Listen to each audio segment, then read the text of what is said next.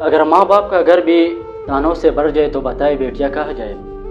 وہ تو آپ کے ساتھ مہمان ہے، کچھ دنوں کے لیے، کچھ سالوں کے لیے جائے گی اپنے گھر، کچھ سال بعد جائے گی اپنے حقیقی گھر جائے گی، لیکن آپ کے ساتھ تو وہ مہمان بن کر آئی ہے۔ تو لہٰذا میزبان کو چاہیے کہ وہ مہمان کی قدر کرے، اس کو خوبصورت طریقے سے اس کو رخصت کرے۔ تو آپ کو بھی چاہیے کہ اپنے بیٹیوں کا خیال رکھے، اور خصوصاً یہ تو ماں باپ کے لیے، خصوصاً والدین کے لیے وہ زیادہ ان کی قدر کرتے ہیں بیٹوں کے بجائے۔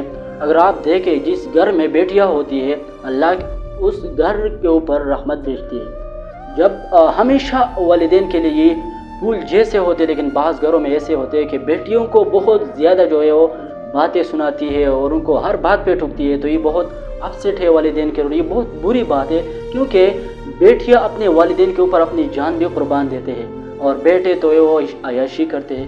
لہٰذا اپنی جو ہے وہ قدر کرے اپنی بیٹیوں کی۔